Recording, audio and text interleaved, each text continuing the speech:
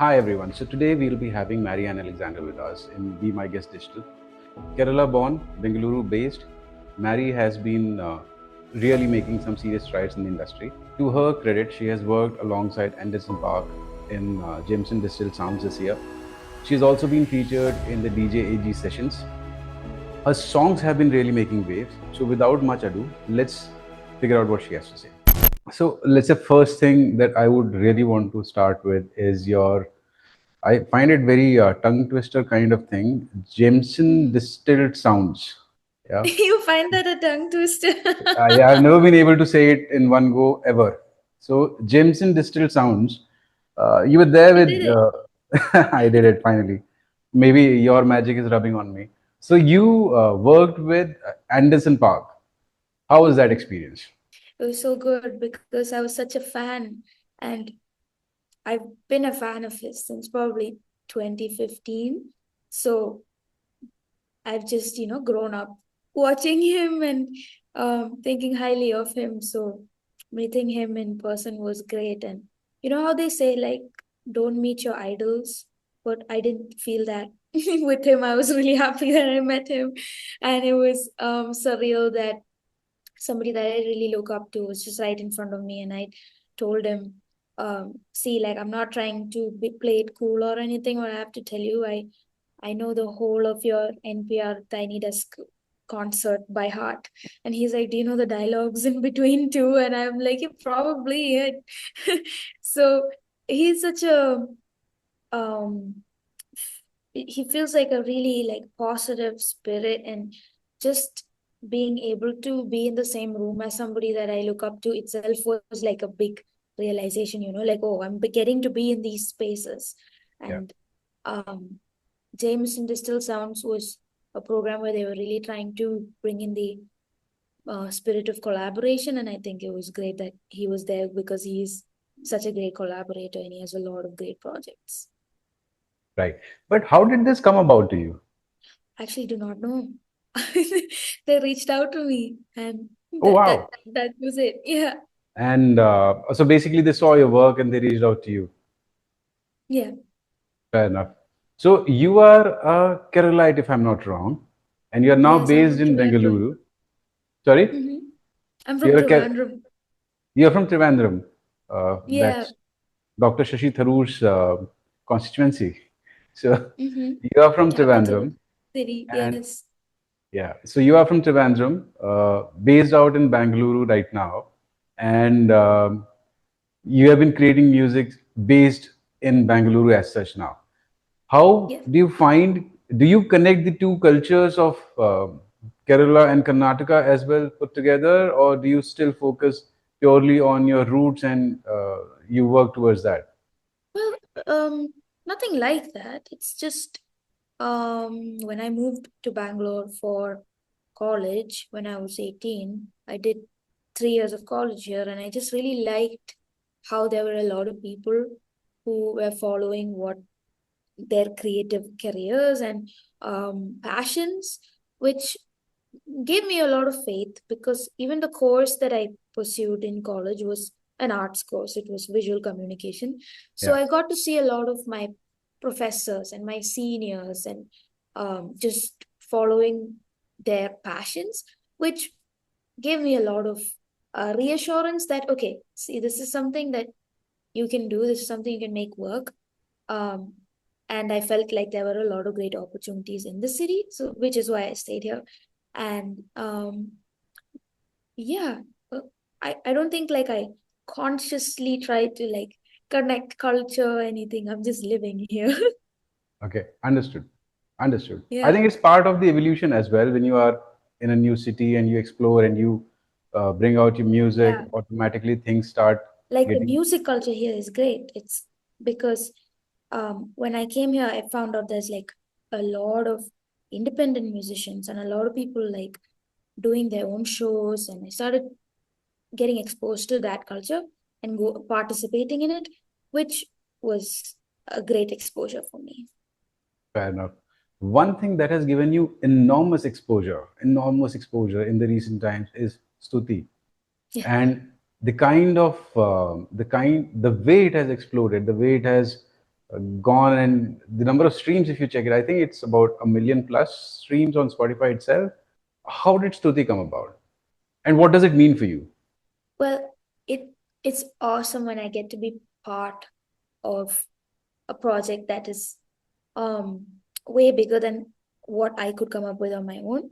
And there are so many people involved, and the vision is just like already in place, and I'm just helping them, like being a part of it, helping them make it come alive. And honestly, it was such a fun. It's such a fun story to tell because my very close friend Alan, he plays keyboard, and he works really closely with Sushin when it comes to writing music.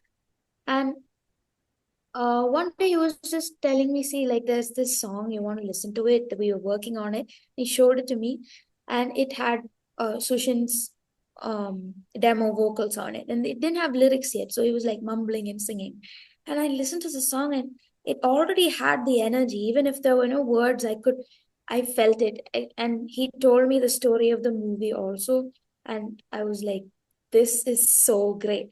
And they were at a point where they were sort of doubting the song, whether it was a bit too out of the box for people to like it in a mainstream way.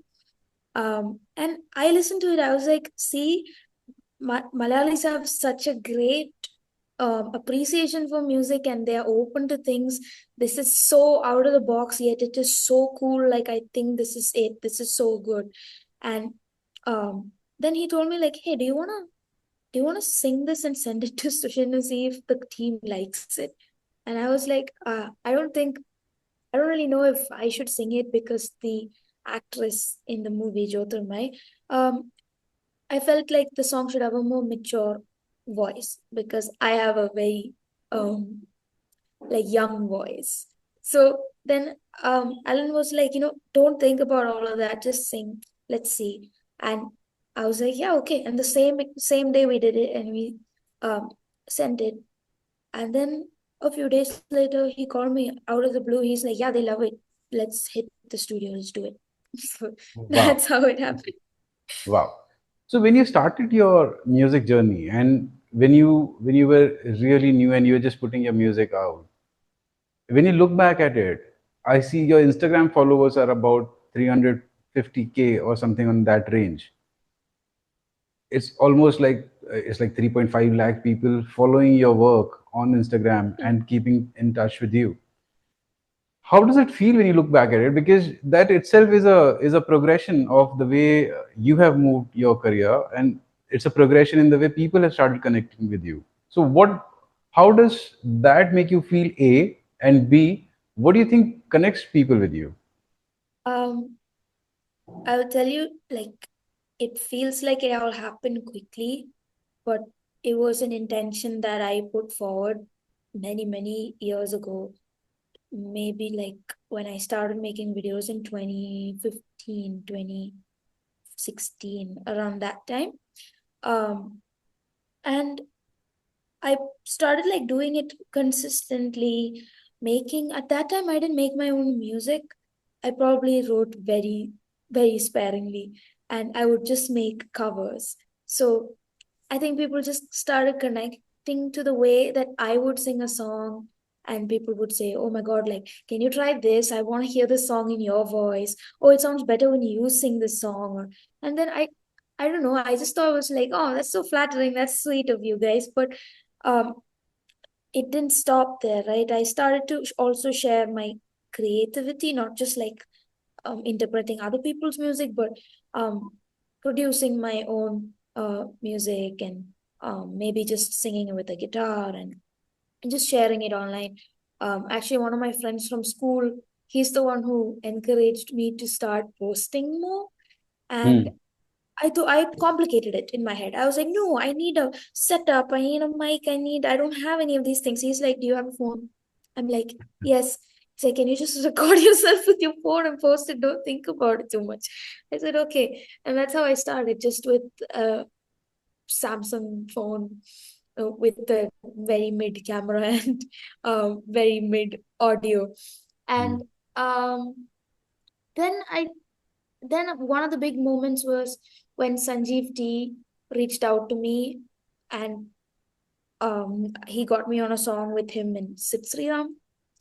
So Sid Sriram was someone I looked up to a lot, and Sanjeev T is a great producer and musician, and guitarist. So when that happened, it just gave me a lot of validation as somebody really young, being validated by people who are like seriously deep into the music business already, right? And then I was like, okay, I should take myself a bit more seriously. So yeah, I guess in the past year was when I've seen the most growth though.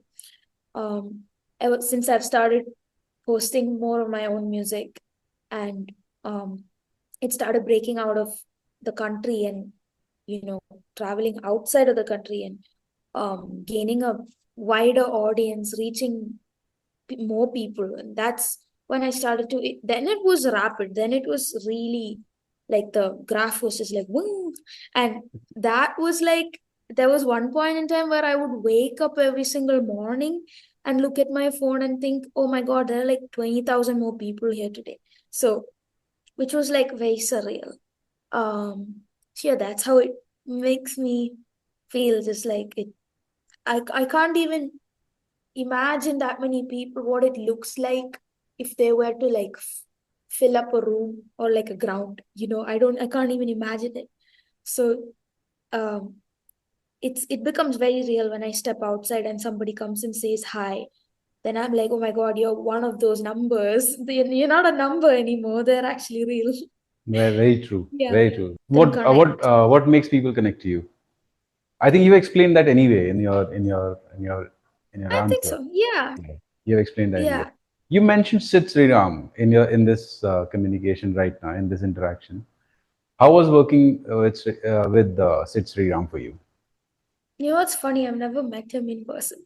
Oh, is it Yeah, digital a lot world? of these things happen completely online. That's the beauty of how connected we can be in this world with like social media, and it's amazing. I would never, villainize it, even though you can do really bad things with it. But that comes with anything that has gives you great power. But Yeah. it's up to you how to, make use of it. But I've never met him in person. I did watch him at Echoes of Earth, but I didn't meet him that day. I couldn't. And I've spoken to him online. He seems great and he shows his support. He would, like stuff, comment on stuff. So yeah, Wow. that's the most I've gotten close to him. That's cool. That's pretty cool, actually. You have recently released a song by the name Take. Tell us a bit more about it. What is the song about? How did it come about?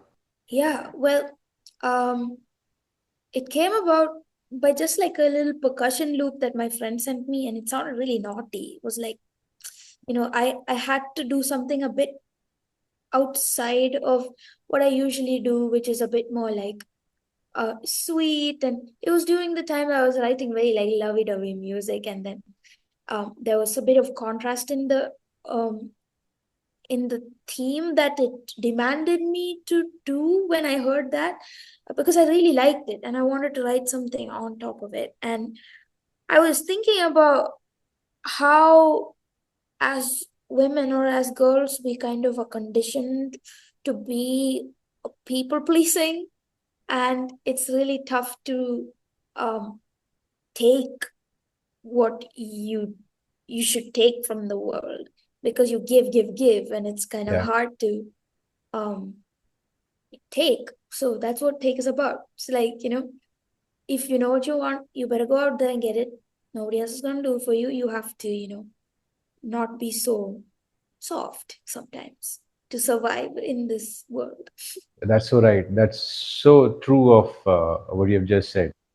Okay, from a cover artist to a singer-songwriter, when did the transition happen for you? If you look back at it, and what made that transition happen?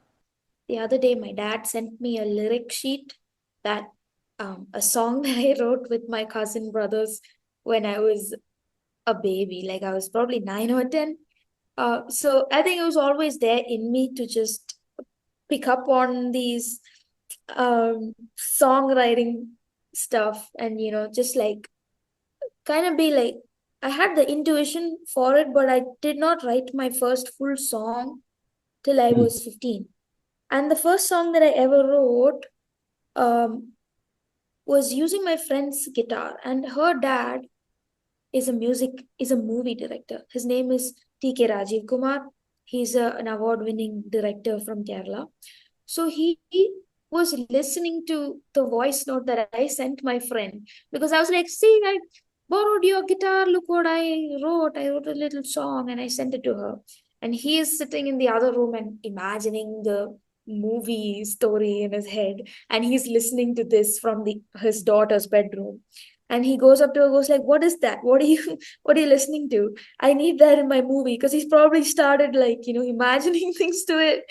And then the first song I ever wrote, which is also an English song, it's called Over the Ocean. Please don't go listen to it. I'm very ashamed of it now. I'm kidding, but I was 15 because, you look, the first thing you ever make is not going to be the best thing, of course. So Yeah, but I'm it's still the very start. honored that, it's very lovely. I'm still very honored that that happened. And he put it in his movie. And that was the first time like I was like, okay, I can write. And yeah, that was when it clicked for me, the transition. Amazing. I also heard this or read somewhere that initially your parents were not so convinced about the choice of career that you're making. Yeah, Is it true? yeah, it is. I And mean, and it's just very protective nature of of parents. course, Like, there's nothing yeah, right and wrong in this. So, are they now convinced that our daughter is in the right field that she's supposed to be? yeah, yeah, they are. Um, well, um, they've always been supportive, but they've just told me to kind of keep it as like a side thing. But then now it demands too much of me for it to be like a side thing, this is the main thing, and they know that now, and they're completely fine with it. Correct, correct. And Yeah, it takes time, right? I mean, it is a full-time thing. You can't be having this as a side gig and then expecting to you know make some yeah, name but out of then it.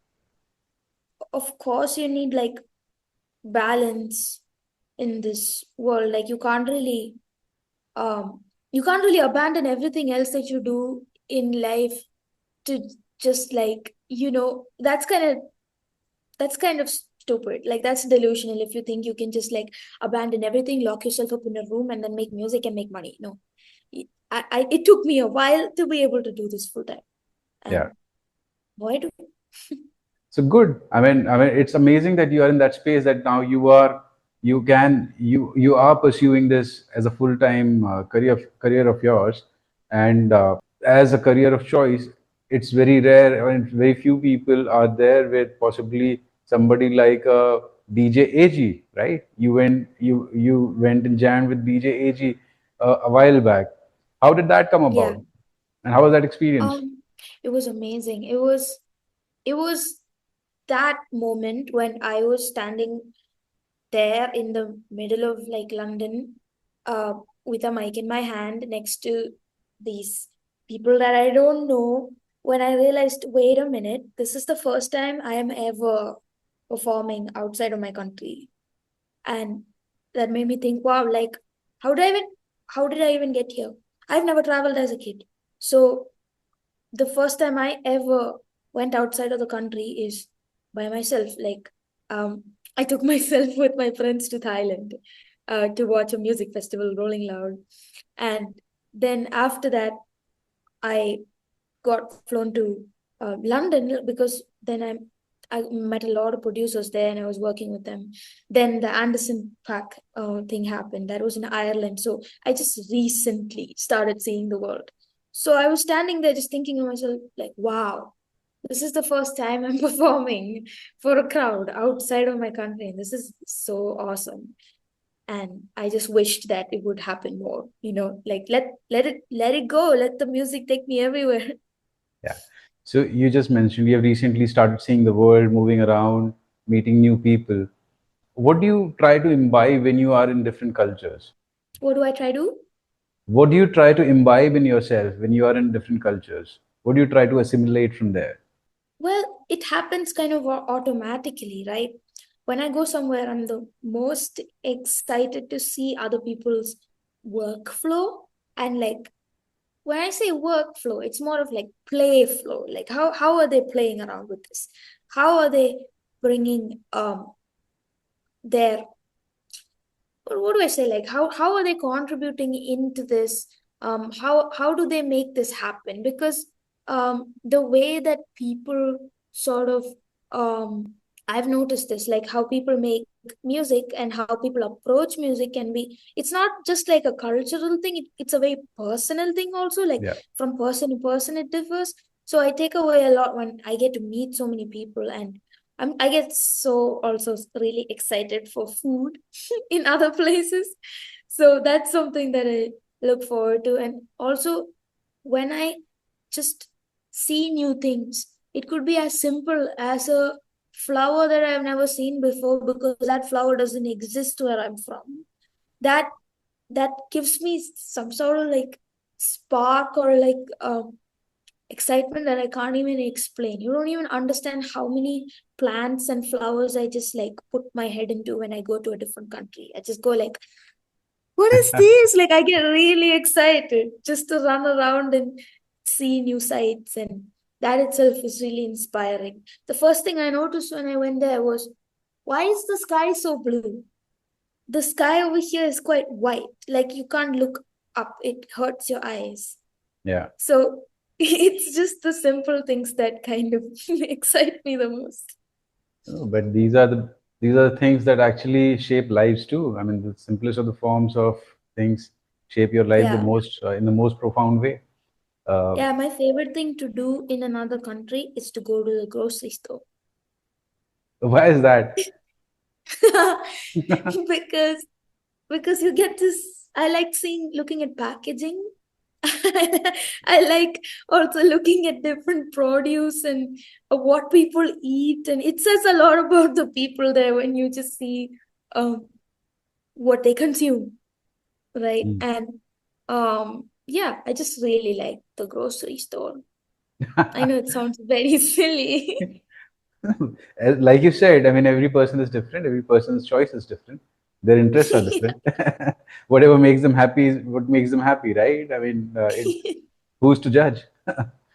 Yeah. At the end of the day, it's about what piques your interest the most. So what what have you found different in the grocery stores in Bengaluru versus, let's say, in London?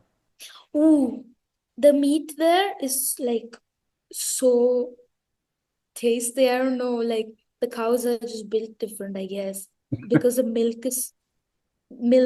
there makes the chocolate so good. And the Hmm. chocolate is, I think, the best I've had ever because I've had like chocolate from everywhere because you'd get gifts when people come from different places, but I don't know, like UK chocolate just hits different. And I also like think they make a lot of things very convenient. Hmm. So I just really enjoy also supermarket sushi. We Supermarket don't get sushi. sushi in the supermarket here, so yeah. So basically, you are a foodie and you love exploring exploring different foods. And what interests you more is the quality. And if you can get hands at better food somewhere, then you would cherish that. Yeah, I do. Just Right. variety, like things it's just like cool when I see things I don't see usually. I guess that's it. It's just like a wow factor, like ooh. Nice. So, what's going to be the wow factor for the rest of the year for you now in terms of work? Well, I hope to wow people with all the music that I've got lined up because I've just been making music nonstop. There's so many songs, and um I've been, decision fatigue, like what goes next. And but yeah, we've got a plan, and I'm gonna put out a lot of singles, and we're going to build towards an EP.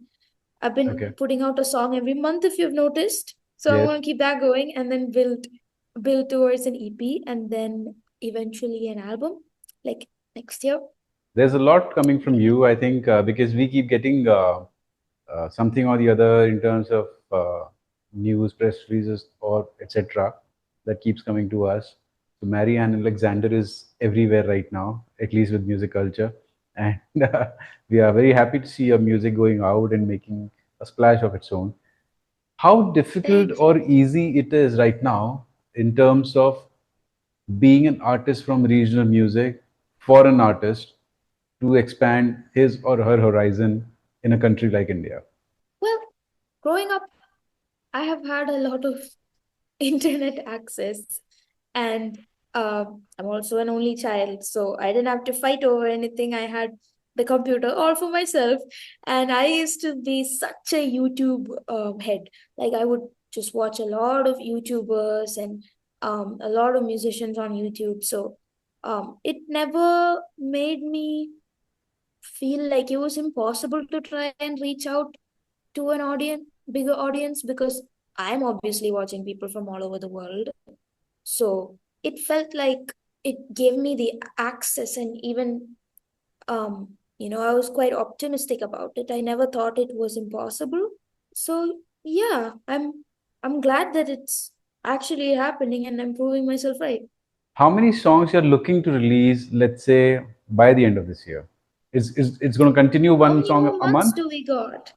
October, November, December. So yeah, 3 more. Three more songs. And are you looking to perform somewhere live? I hope to. Let's see, because I've been, rehearsing with my band, and I've been, um looking forward to performing sometime. But I think I should do that probably after I put out my EP. That would be great. But we would Fair be enough. rehearsing until then to make it the best experience possible. But from your end, you are up there and ready to perform given a chance. Well, I think I would feel ready, a bit more ready, once I have a bit more music out. And Fair point. No, it's that a would fair help point. me connect with people a bit more. But that's a fair point. And once you have a discography with you, the kick to perform will also be very different on your own songs, etc., Yeah, it would etc. just be way more exciting because I'd be Yeah. like, I have all of these songs I have to show you. Yeah. All right. Anyway, Mariel and Alexander, we have had a great time chatting with you. Thank you. And it was lovely to see you here interacting with us. A lot of energy of yours is rubbing on me right now, and I feel very great about it. So we hope to keep interacting with you as we go ahead, and wishing you all the best and looking forward to your Thank you music so as much. it Thank goes you ahead. for having me. Thank you so much. Thank you so much for your time. Thank you. Bye bye. Bye bye. So that was it, and we look forward to having more artists engage with us and share their journeys with us, share the stories with us. Be My Guest Digital is aimed at breaking the physical proximity, and in today's era it makes all the more sense to have interactions digitally and to get to know what people in the different parts of the world or different parts of India are doing and elevating the music scene by their own amazing work that they are putting out. Thank you so much.